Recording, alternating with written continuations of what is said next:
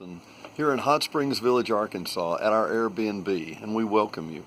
If for some reason I'm not able to show you around, this is my video presentation of how to get to where you're going and what you might want to do once you get here. As you can see behind me, we have our kayaks right back behind me. Just a little bit below me, we have the hot tub. It's always warmed up and ready to go.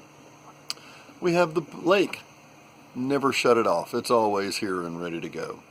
And the beautiful fire pit. We've got some new facilities back behind me here. Let me get back there and let you see that. And I'm standing on a brand new expanded deck. So you should have lots to do and plenty to do it in. In that same time, let me walk down here just a little, and I'm going to give you a quick tour around and show you exactly what I would show you if I was here to show you what I want to show you. It's about 8 steps down to the lake.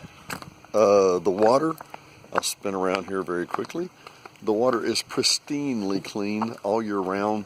We obviously, like any place, will have a little debris that comes and goes. But as you can see the bottom of the lake behind me here all the time.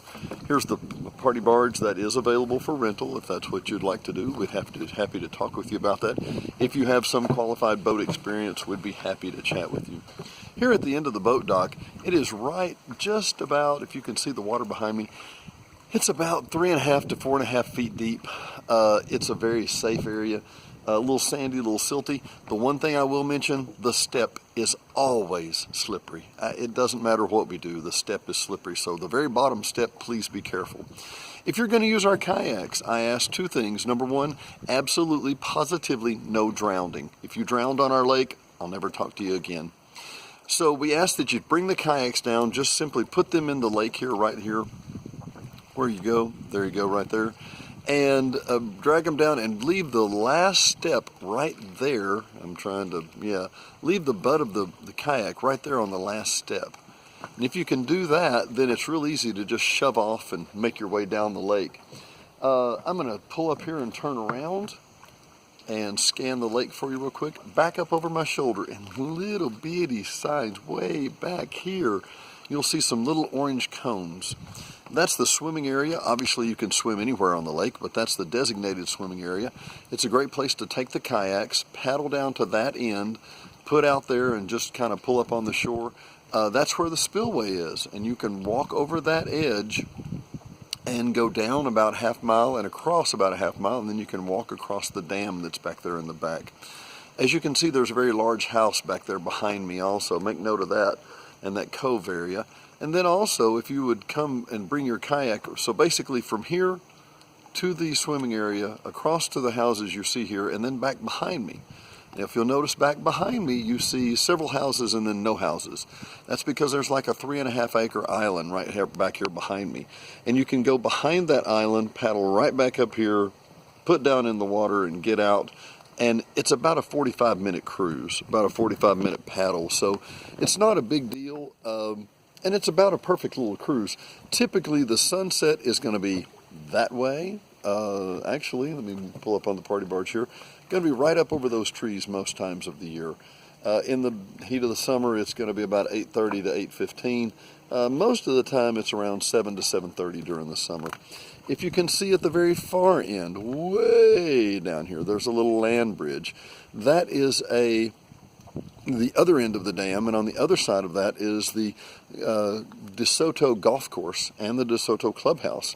Right beside that, just that way, near the 4-way stop, is the El Jimador's Mexican restaurant. El Jim's has 2.99 margaritas and some really great Mexican food. They take a chicken breast, cut it in half like it's butterflied, and then they chop that up, put onions, peppers, every kind of stuff on top of it, shrimp, you name it.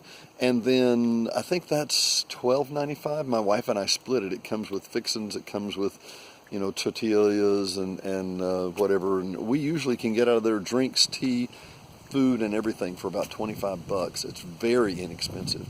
Just back from that, you'll see a point right about there, if I can.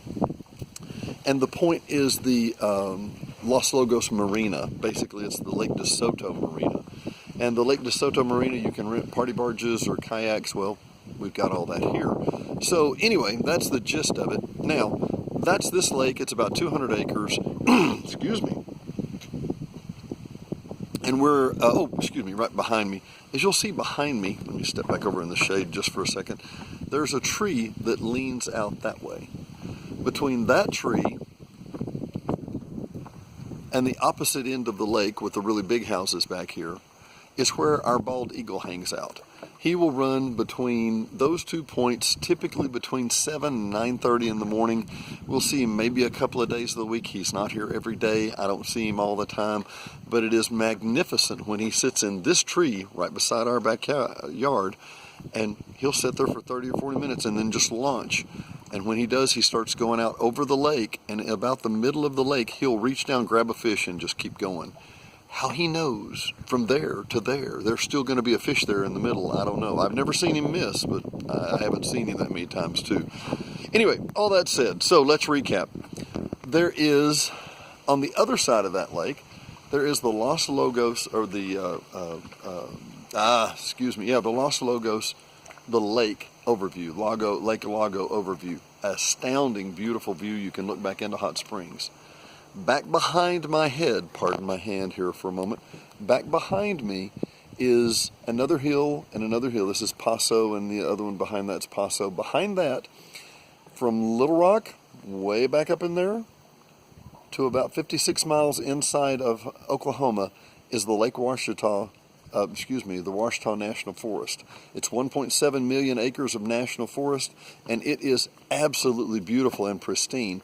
There's about 150,000 acres of wilderness inside that cannot be beat. There's a trail that goes from all the way in Little Rock to all the way to the end of Oklahoma. If you go just out this exit, just out Highway 7, go north about 4 or 5 miles, you'll run into the part of that national trail, and you can walk both ends of the national trail. Just out this way, about 6.5 miles, is Lake Ouachita State Park. Lake Ouachita State Park is one of the largest parks in the state. It's about 40,000 acres. It has about 200 islands on it. You can rent jet skis, sailboats, you name it, whatever you want to do there. Below Lake Ouachita, which is surrounded by national forest, the same national forest back over that side, but it's surrounded by national forest. The next lake down from that is Lake Hamilton. Pretty much Hot Springs is built, or the west end of Hot Springs is built around Lake Hamilton. Lake Hamilton is a beautiful area with multi-million-dollar mansions on it and gorgeous. It is dangerous, and I'm saying that, yes, I live here, but I'm telling you about that there. Lake Hamilton has 2 to 3 deaths a year on it. It's not that large a lake, but it's so congested. There's a lot of traffic. The joke is if they get any more traffic on Lake Hamilton, they're going to have to put stoplights on Lake Hamilton. Anyway, the lake beyond that, behind that, is Lake Catherine. So it's Lake Ouachita, Lake Catherine, Lake Ouachita, Lake Hamilton, Lake Catherine. Lake Catherine is mostly surrounded by state park, and it is a beautiful development in its own right. Lake Ouachita is completely natural. Nobody can build on Lake Ouachita at all. Like I say, about 40,000 acres. Lake Hamilton is completely developed all the way around it. One thing you want to make note of in Hot Springs is Garvin Gardens, a couple thousand acre reserve on the side of Lake Hamilton, and it is unbelievable because it has been turned into a botanical garden run by the University of Arkansas. In the spring, they'll have close to 250,000 tulips there. It is unbelievable. And they also have the Garvin, or the Anthony Chapel, which is basically a crystal cathedral. It's a beautiful glass church. You need to at least walk in there at once and take a look around. Also, when I tell people to go into Hot Springs, here's the real deal I want to go through with real quick, and I apologize, my hands are getting tired. So you want to go downtown to Hot Springs, you want to visit Rolando's. When you go to Rolando's, you will come past, as you come into Hot Springs, it makes an S-curve. And as it makes the S-curve, the second part of the S-curve will have, on the right-hand side, it'll have Mountain Valley Water. That's the Mountain Valley headquarters for every drop of water in the world that they bottle, which comes out of just basically down by the Walmart, which you're going to have to go right past. Excuse me one second. Anyway, the other part of that is that right beside the Mountain Valley Water, there's a 4-story parking deck. Park on the very top of that. And when you do, you'll be able to go in on the very top of Rolando's, which was an old speakeasy and is a fantastic Cuban and Mediterranean style, Cuban and Middle American style restaurant, one of the best places to eat. You want to have the Peces de Mesilla, which I think is the fish of the gods. I don't do Spanish very well, but I think that you will love that blackened swordfish. It is unbelievable. My wife loves the spinach quesadillas. They are wonderful also. They also have a spinach burrito that is delightful. You want a mojito and a Pieces de Trinity, and you will not regret it, I promise. Fantastic food. Just down from that, or if you eat on the back deck there at Rolando's, you can actually look over at the Arlington. Arlington is the largest hotel in Arkansas, and it just was purchased, so you want to take a look around. They're talking about shutting it down for 3.5 years and remodeling it. Where you're looking at the Arlington Hotel, right at the corner, a massive hotel, you'll see that that's where Bathhouse Row begins. On the right-hand side of the road is the city of Hot Springs.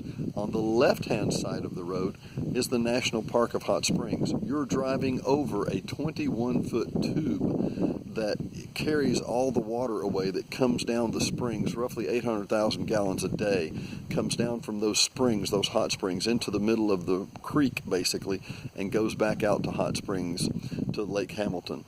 On the left-hand side, one of the first things you're going to want to see besides the Arlington is the Superior Bathhouse. It is now turned into a Superior Bathhouse and Brew Pub.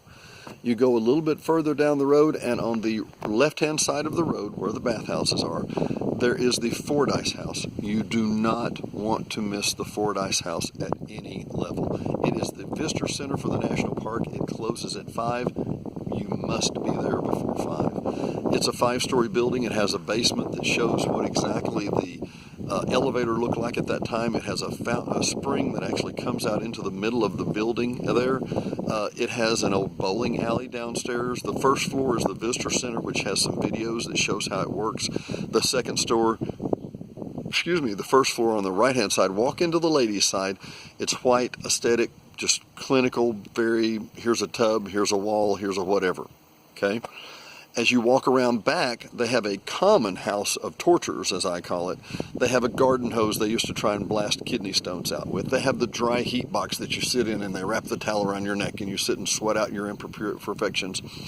And you go across the back of that into the men's side, and it's this swirling deep mahogany, and in the sky there's these swirling pictures of stained glass and women swimming around you in big fountains, and it's not to be missed. It is the highlight of Elizabethan architecture at that time. Fantastic. Go to the third floor. It shows kind of what the hotel rooms look like. They were very small at that time.